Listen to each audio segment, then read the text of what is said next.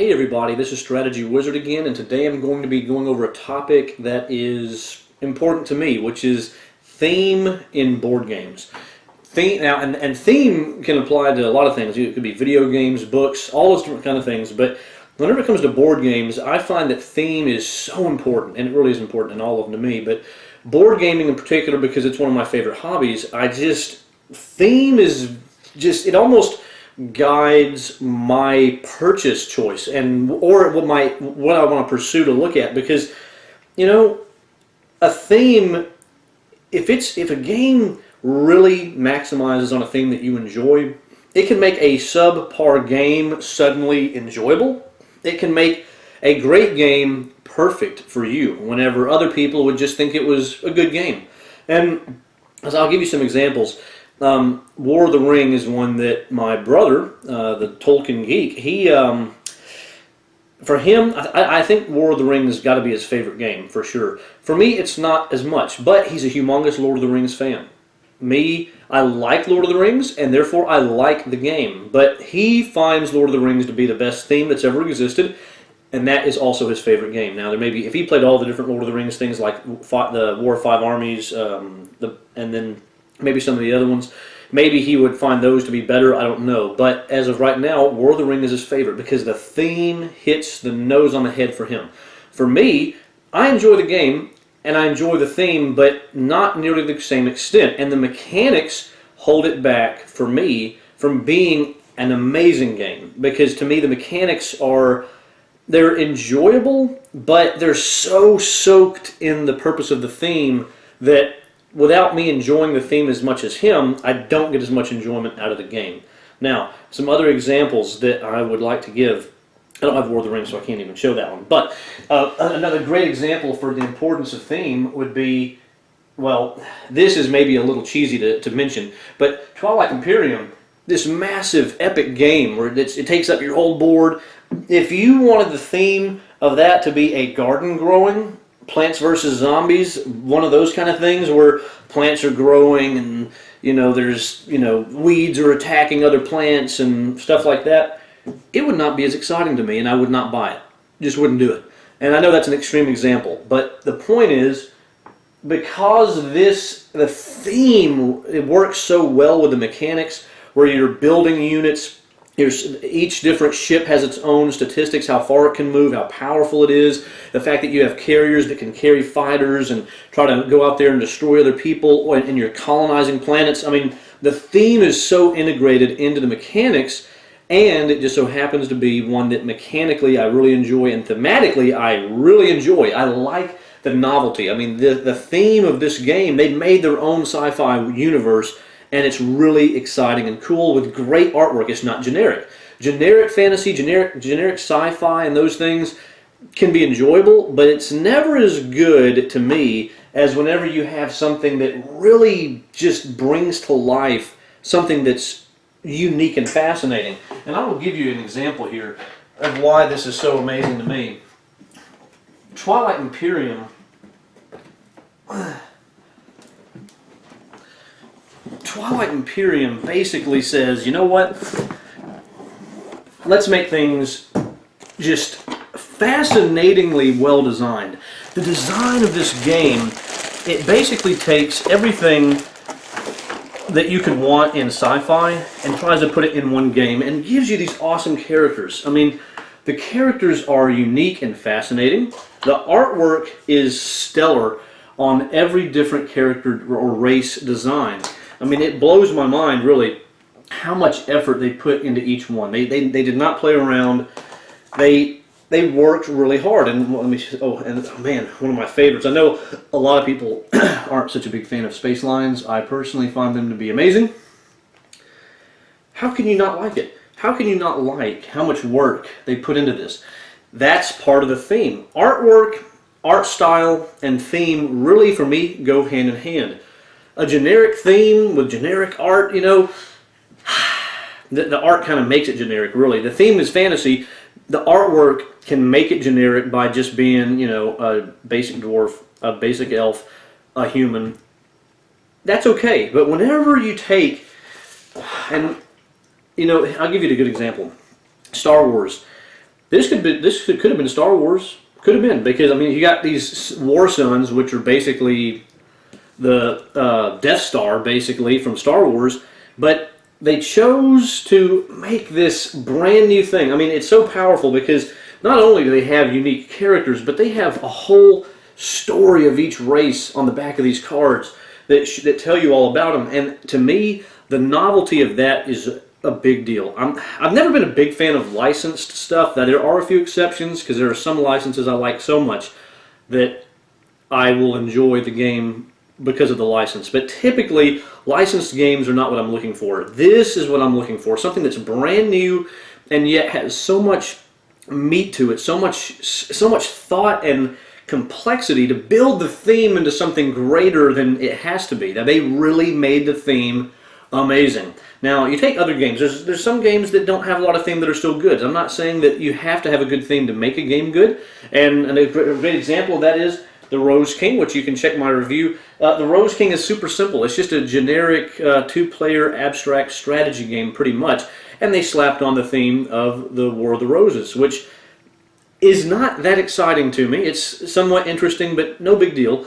What makes the Rose King good is the mechanics are just so awesome. So I don't want anyone to think that I'm saying that theme is needed to make a game good, or that a game cannot be great without having a good theme. But what I am saying is, if you don't have a good theme, you need to have amazing mechanics to make it worth my while. For me personally. So another example that I will throw out there. Onitama is actually a good example, because Onitama has great artwork.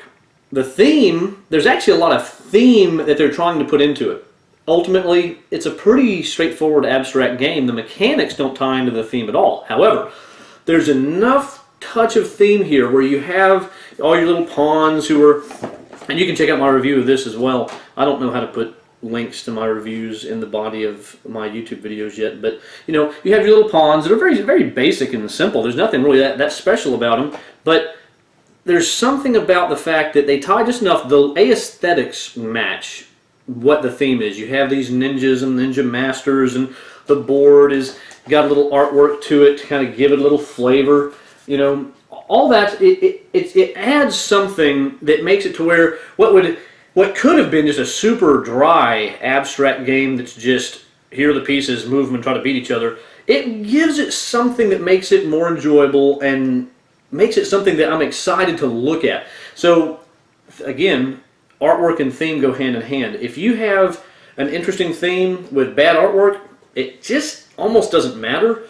But if you have an interesting theme but bad artwork, that also kind of doesn't matter. You really need to have both. And a great example of what I did, having bad artwork but having theoretically a good theme is Dungeon Hustle, which I have yet to review, and I hardly have the heart to review it. And I hate to say that, but I don't even know where that thing is, because, golly, what would I have done with it?